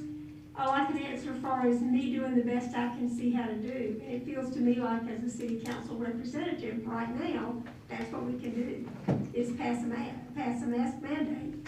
Because I believe more people will wear masks. Even though there's some out there that it's a personal liberty question for, I still think the majority of people in Bullock County have some faith in science and in authorities and respect for law. And I think more people will wear masks if we pass the mandate. So I think, yes, we should pass a mask mandate. Okay, Councilman Riggs? I believe that we need to, yes, I believe we need to make it mandatory. However, I asked until the September 1st meeting to put it off, so that I can go over this a little more, talk to a few more people. Because believe me, I talked to 40 people today about what they thought, and boy, I'm getting everything from, anyway, I know we need to make it mandatory. I would just hope that we could, vote on this September 1st. Okay. I would just like to look over it. Okay, so I'll turn that over to council. Council, do you want to wait to the September 1st meeting to, pass the mandate? No, cause I'm not promised September first, meaning that I don't know if I'm gonna be here or not. We need to move forward. Okay. Any other council members? Sounds very Well, you don't either. Any other council members? Crossing my fingers. Like I said, I have no, I mean, I have no necessarily problem moving forward, but I don't like the open-ended, so as long as we change that, I'm amenable to going now. I realize Councilman Riggs likes to look over this stuff, and I like to look it over too. I mean, I didn't see this till today, so. But that being said, if there's some kind of language you could come up with that would either match the governor's dates or something along those lines, some kind of, something that puts an end to this or requires us to renew it. It can only be in effect as long as that incidence rate is over. So it's already got enforcement parameters, and also, there's no telling what the September order will look like anyway. Okay. All right, Councilwoman Matt, today or 2 weeks from now? Yeah. Your microphone, Venus. Turn on your mic. I'm sorry. Okay, no, I said today. I think that we need to mandate it today. I mean, I'm just gonna be honest, somebody can catch COVID and I'll be here in 2 weeks to make the decision. Let's mandate masks right now. Okay. All right, and so we have, all right, so at this point right now, we need to make a motion. Phil, was there any, you wanna clarify your language, or you wanna make the motion to clarify language? Well, I'll confer with Kane and then I'll come up with the language. You said, the ordinance shall be in effect immediately and shall remain in effect so long as the Threshold requirements of the governor's And executive order are met, And or are not met. And I already have that, Councilman Boyum, in section 1A. I've already put that in there about the threshold requirement, about how long that this will be enforced. in the Where is city. it again? 1A on page 3, I believe. Section 1A? Yes, sir. Okay. Well, then in that case, I'll throw the 90 days one in there. Because whatever we do, I'd like to make sure we come back and revisit this. That shouldn't just stay in effect forever. So I'll make that appropriate, motion to include that language change. And is that clear? It is, Okay. Councilman Boyum. Second. Second, all those in favor? All right. All those opposed? Nay, and Yeah. opposed because I haven't, Yeah. just got it today and haven't read it through. Okay, all right, Right, So then, get an eye from Venus? all right, yeah, Venus was aye. Two. Aye. Yeah, I was. yeah, we saw you do this, so. All right, good deal. Anything else under, other business for council? Yeah, Mayor, I have something, and I'm gonna go a little Lincoln-esque here. I wrote a letter, and I was gonna read this out loud in council, but we've been having a fairly agreeable meeting, so I'm gonna put my angry letter in the drawer for right this second. But I am gonna bring up the topic, which is important. What's that? I said, good job. Oh, thank you, Venus. Good job. That being said, last week, I was at the last meeting, excuse me, I was at a town family vacation. I had intended on participating via the Zoom. However, I was inadvertently caught in the hurricane, and we lost internet during the course of the meeting, so I was not able to attend last time. That said, at that time, the council voted to rename Lester Road in our district, in my district, really without any kind of public feedback or hearing, and over the last couple of weeks, and I had no idea, it wasn't on the agenda, so we didn't know it was coming. And I've had a number of people call me over the past couple of weeks, asking me what's going on, why the change, there's been no public hearings, there's been no public input. That being said, I also want to make it a point to recognize that Coach Hill is an integral part of this community, and he certainly affected a lot of young men over the course of his career. I met him, I never had the opportunity to play for him, but I did meet him a few times. I found a good-natured and and humble man. He always used to tease me and say things like, "Man, boy, if I had your height," and he'd shake his head, and then I'd look at him and go, but then you wouldn't have been a coach, and he'd nod and smile, and we'd talk about other things. So Coach Hill was a great ambassador for not only Statesboro, but for basketball in Statesboro as well.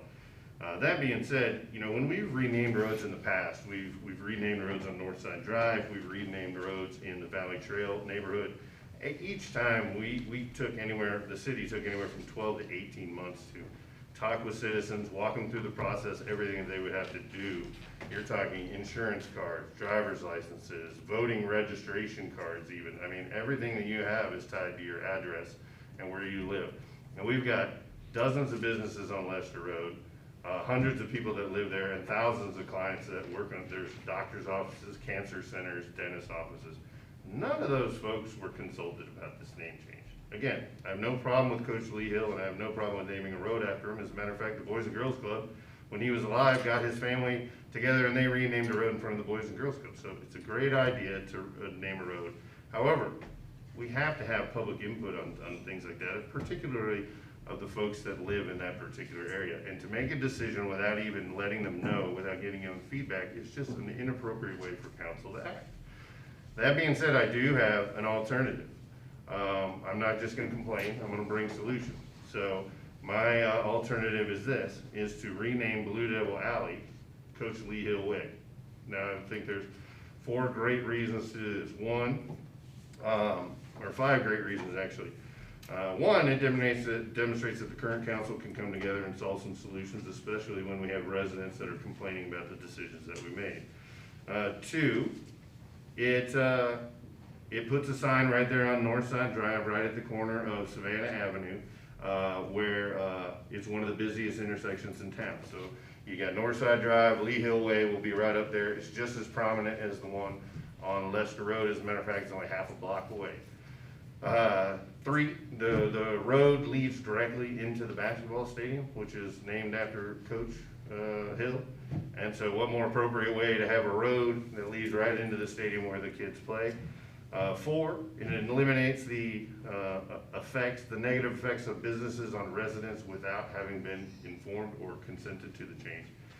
But most importantly, Coach Lee Hill Way, that road is where a majority of the buses and the students enter into school. And what a better way to honor the coach than to have generations of kids go in and out of that school and they enter school Coach Lee Hill Way. So that would be my recommendation, that we change this. I apologize for not being here. Again, this wasn't brought up on the agenda, it wasn't discussed, and I realized we were trying to honor the coach. I think this is a great way. It's a great way to come together. We can still honor the coach and yet not burden all those people that live on that street. I appreciate it. So I am, that's not just a statement, I am gonna make a motion to that effect, though we'll open it up to discussion before I do so. Okay. All right, any discussion by council? Kind of like the idea. Okay. I would like to, anybody in the public who would like to come up and speak, I would like to hear them. Give them a couple weeks, just invite everybody on September 1st. Okay. Anybody else? Well, I've kind of, we've already voted on this. It is already passed. I don't even understand why we bring it back up. I do think that, you know, it could have had some more public notice, but I voted the way that I wanted it to go. Everybody had that option to vote. You voted the way that you wanted. You were not here that day. I understand It wasn't that. on the agenda, it wasn't informed, I didn't get a phone call, I didn't even know this was gonna be brought up. And I'm the representative of that street. I didn't know it either. You got everybody, I got And the yet we voted information on the it. same. And we voted. I'm sticking with my vote. I'm just sticking with my vote. Let's, I'm gonna kind of give some insight. Coach Lee Hill is a stalwart of what Statesboro is. If there was any human being that embodied or personified what it meant to be from Statesboro, it was Coach Lee Hill. This man dedicated 44 years of his life to thousands of young people within this community. And he exemplified a spirit of excellence, but he was extremely humble, a very humble man.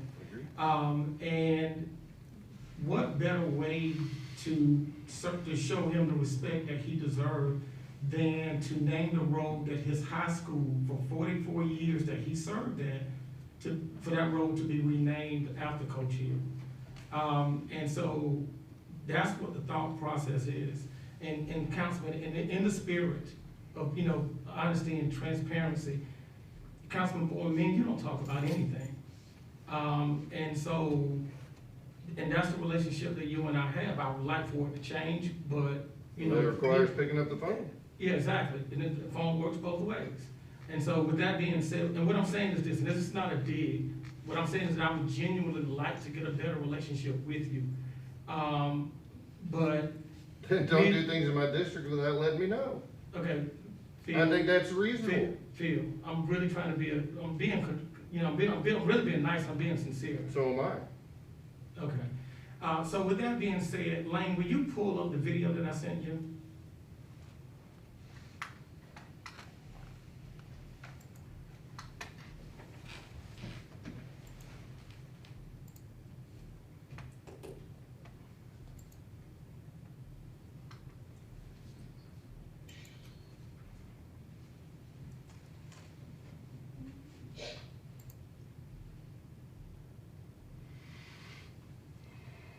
I think it says you have to give me access. So I think it sent you. Okay, did it go to you, Leah, or Leah? I think you have access, so you can pull it up. Well, I gotta get in my, yeah, it's logged in the bike. Okay. And I hadn't seen a request of it. What's the video of? It's a video of, Blue Devil Alley.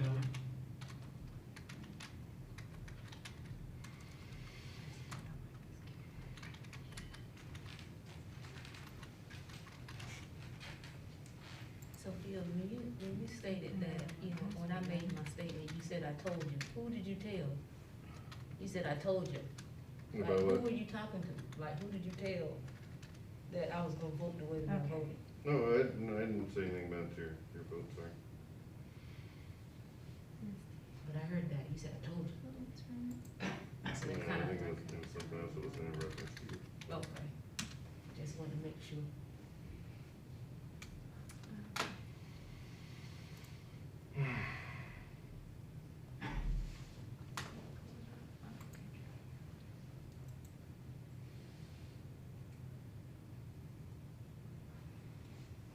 Okay.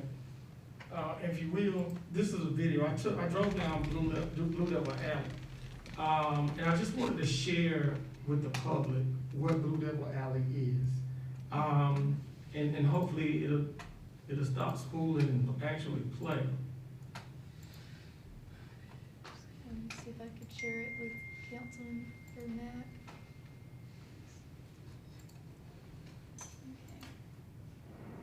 Okay.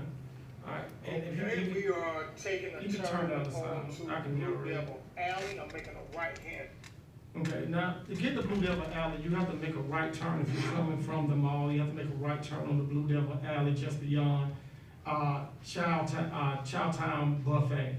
And Blue Devil Alley is exactly what it is. It's a alley. Once you get past Chowtown, one of the first things that you see is that it immediately leads into a parking lot, okay? And to the right, you have your parking lot. Off to the left-hand side, you have your football stadium.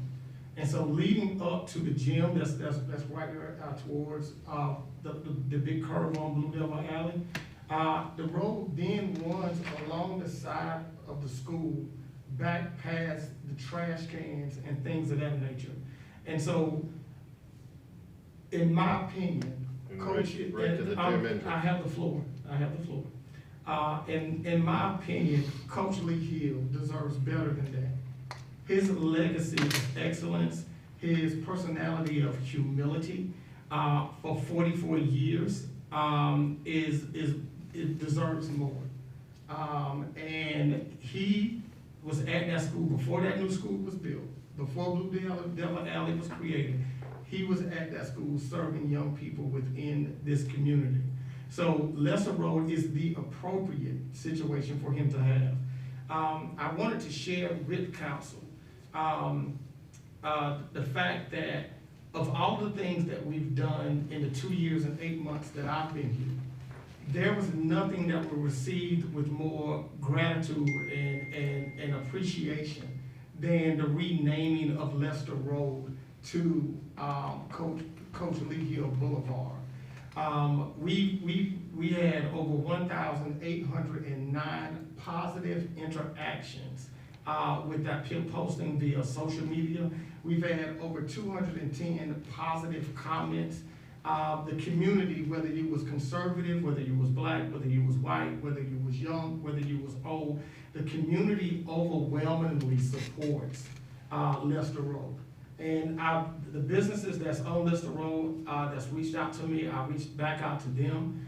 Road names change every day in America, every single day. And according to section 58.9 of the charter, the primary role when it comes to changing the name of a road, that's the role of this body right here.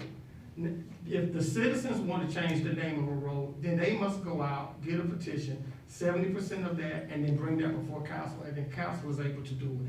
But the primary function when it comes to naming roads is this body here. We brought it up, it was voted on, and it was passed. Now, Councilman Boyd, I understand you was on vacation, I understand and I respect that. But at the same time, business does not stop because one of us are not able to make it. And so that's how the charter is designed. The charter is designed saying that if we have a quorum of individuals here, then we continue to move forward with the business of the city. And so that's what we did. So right now, Lester, what we used to know as the Lester Road is Coach Lee Hill Boulevard because it was passed and the resolution was approved by council. With that being said, I do not want to drag this out because this is gonna be a contentious situation and I do not want to drag it out in a public manner when we got families and loved ones that's associated with this. But I digress to say that anytime a road name is changed, you don't have to go out and get new marketing material. Your mail is still gonna come to your mailbox. If you put it into the GPS, it's still, whether you use the old road name or the new road name, it's gonna take you to the same place. You don't have to go out and get brand new licenses because this is 2020. It's not like we're running with a cart and buggy right now. So these, I think some fear factor moments was put out there. You know, business was thinking that, oh my God, we gotta pay thousands of dollars for new marketing material. No, you don't. Yeah, the GPS is gonna take you the same way.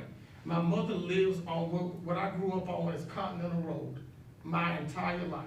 The bypass came through there and that section between Cypress Lake and 301 was always Continental Road. She got a letter in the mail. It said that the name of the road was changing. And if you go Google right now, 136 Continental Road, it still takes you to the same exact place. So with that being said, I think the council ultimately made the right decision. When the right decision was made when it was passed, Coach Hill is deserving of having that road named after him, after he's put over 4 decades, not just into the young men and women that came through there, but also the amount of sacrifice that he did throughout this entire community. This was the winningest high school basketball coach in Georgia history. When he died, this made national news. And so to name our alley where you got trash cans and mops laying up beside the building after him is a disrespect to his legacy. And to be honest with you, I got a mutual respect for everyone, but this man really showed us what servant leadership is really about.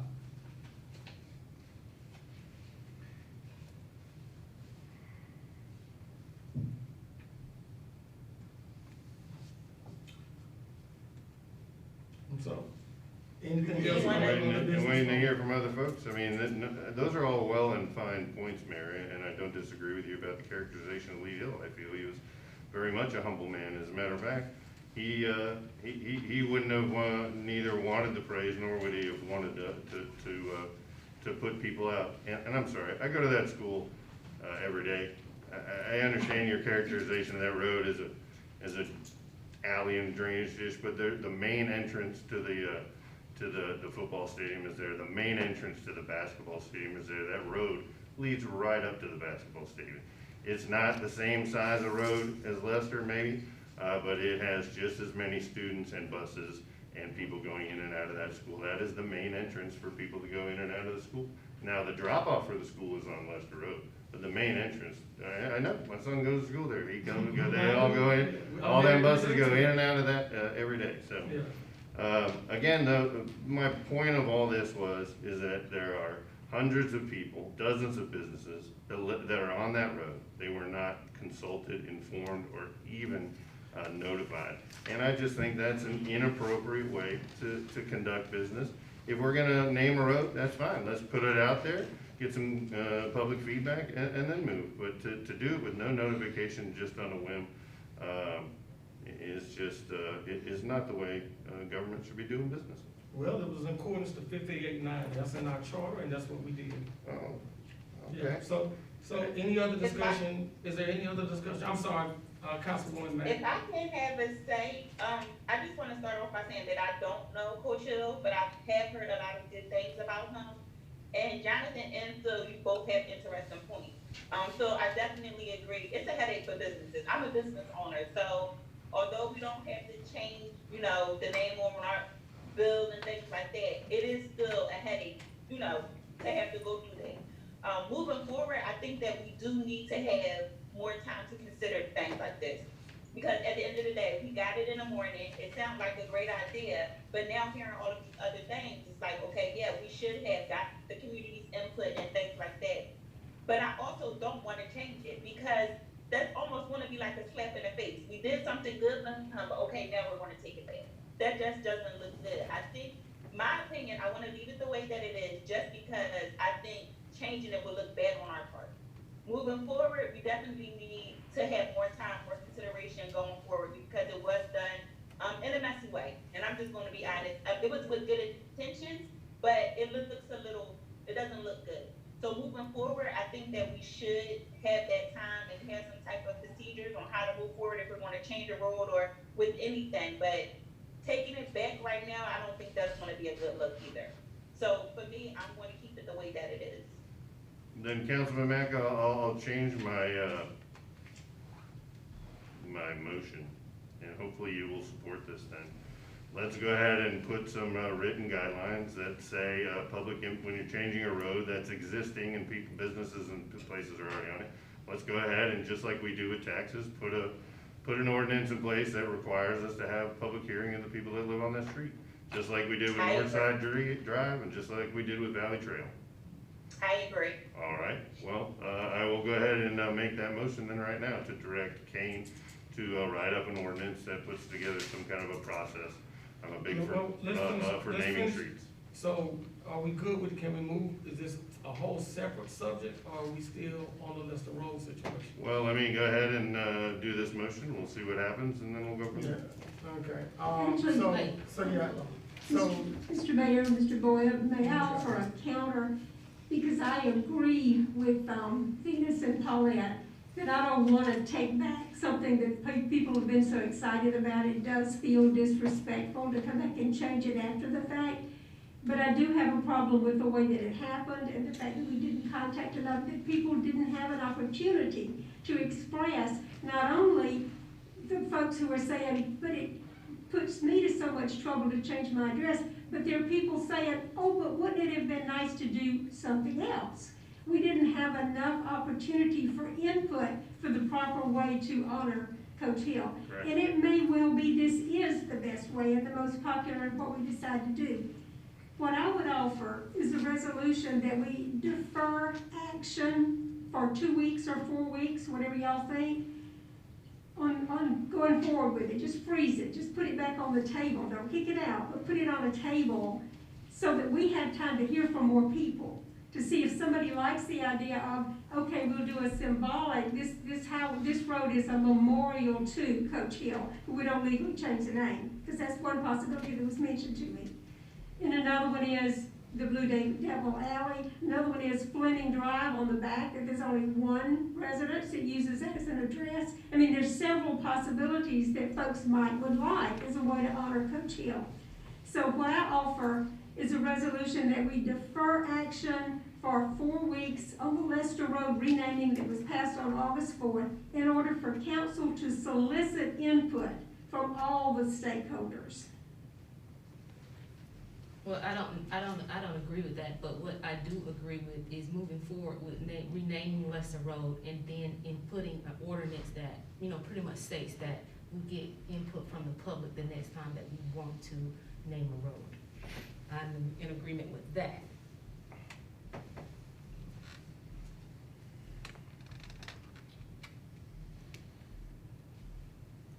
So what are we doing? Well, I made my motion. Venus, did you want to second it? To move forward to direct Kane to put together an ordinance for naming Now, streets. if we're gonna make that motion, we need to make it with the caveat that it does not apply to the current situation. Well, that's, it happened before, only, if you make an ordinance, it can only apply forward. So. Okay, and so. I am not going to you're not I don't gonna contest it. necessarily disagree with what Sherry's proposing, but I'm not sure it's going to change anything, especially in the council's mind. So Okay. I'm of the mind to not drag this out for a month, only to end up in the same place Yeah. that we are. That being said, I am Moving adamant forward. and absolutely adamant about proper process and informing our citizens, because doing business that affects people without informing them is an inappropriate way to do business. Phil. And that's what this motion is Phil. about, and that's why I brought this up. Phil, one more. Kane, will you prepare an ordinance for city council for the next, work session in regards to, putting a public hearing process in place for the renaming of all roads in the city of Statesboro? Well, I've actually made that motion. I'd like to hear that motion seconded, and I'd like us to vote on that, because I would like that to be a legislative decision. Okay, all right, so, we good? Yeah, as long as we have directive of a majority of council for me to, Yeah. then we're good. And I can present that at work session on the 15th. Okay.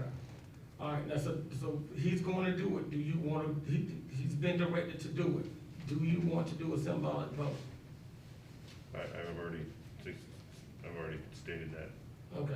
preference. All right. Right. All right, so is there a second? I'm confused, I'm sorry. What? Are we voting on something we haven't seen yet?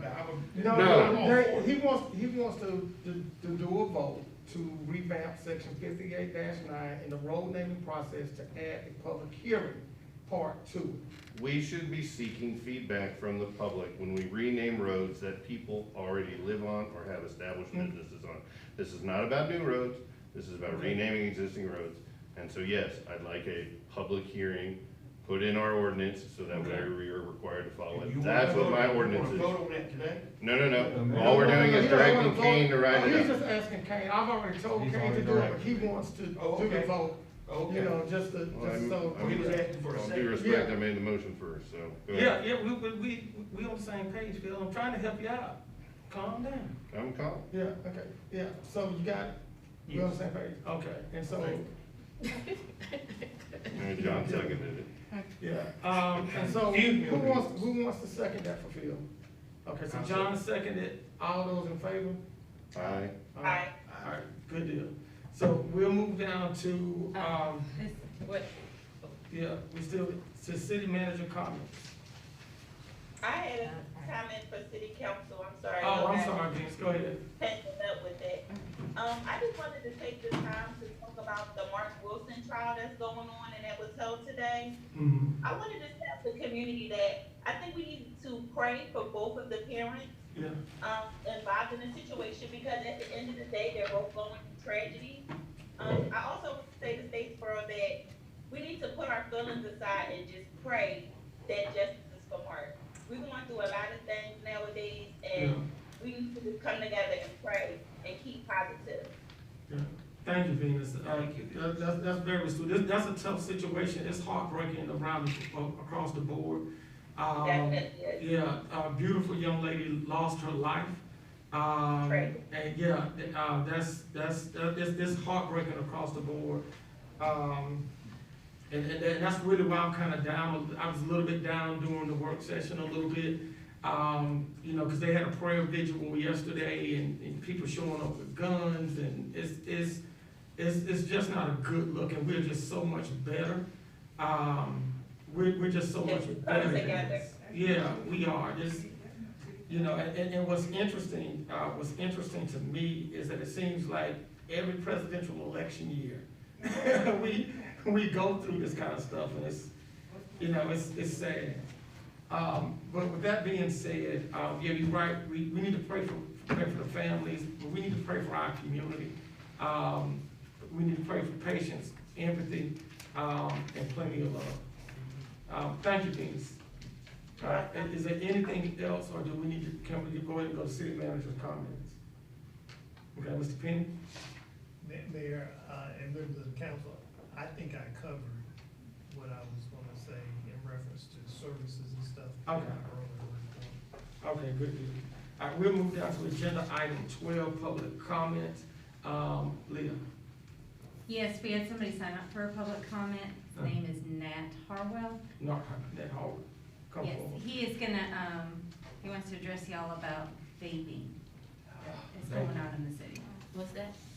Vaping. Vaping, okay. Yes. Okay, how you doing? Mr. Mayor, Madam Mayor Pro Tem, council members, honorable city attorney, chief, and other department heads and city employees, ladies and gentlemen.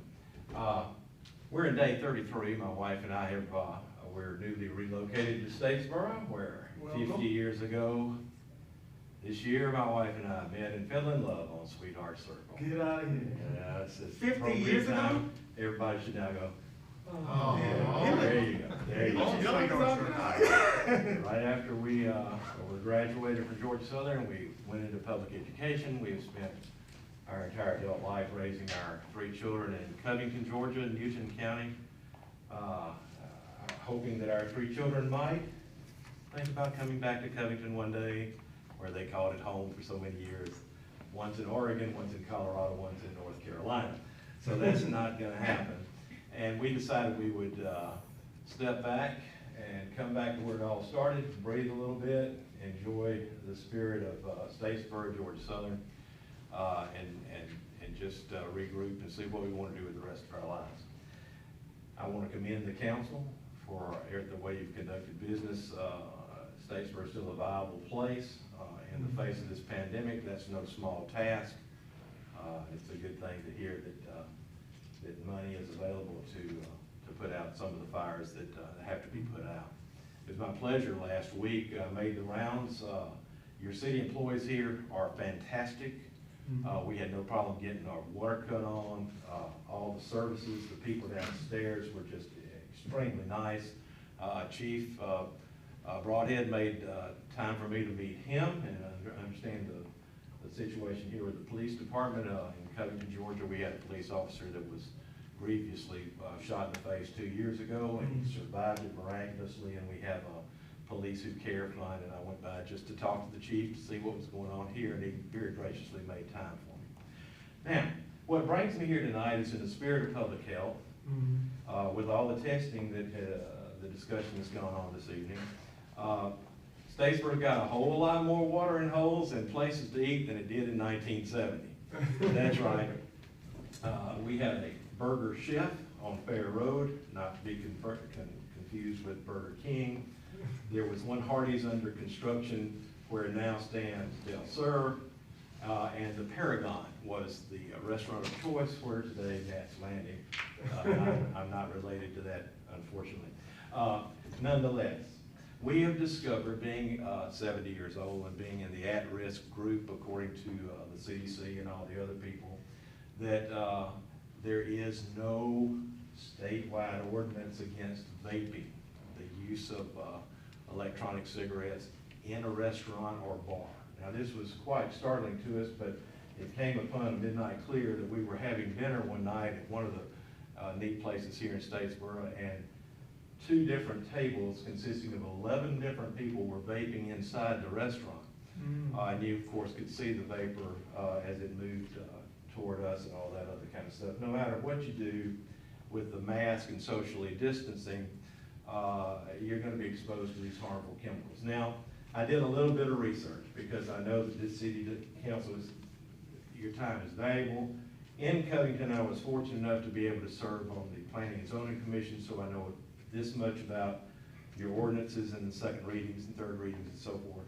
And I was able to serve Newton County on the multi-county development commission, which brought in Baxter Pharmaceutical, a Facebook repository and all that. So I know, again, just a little bit. So I'm here tonight not to ask you to take action, but simply to provide you with some information that was startling to me to find out, in case y'all would like to consider possible action somewhere down the road to maybe avoid a situation that could come up. May not.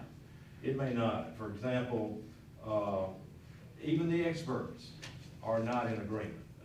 Johns Hopkins says that you've got 3 absolute carcinogens in e-vapor. It's a known fact. The Mayo Clinic, however, withholds judgment. They say they've got tons of data on smoking, secondhand smoke, and they presume that secondhand vaping is going to be harmful, but they don't have the data yet. Massachusetts General says that vaping subjects are going to be more likely to spread COVID-19. Don't know how they came up with that because they don't quote any kind of studies that they've done. So, you talk to folks till you're green in the face, and some people are going to say, wear the mask, don't wear the mask, COVID is real, COVID's not. COVID is definitely real. It's struck down too.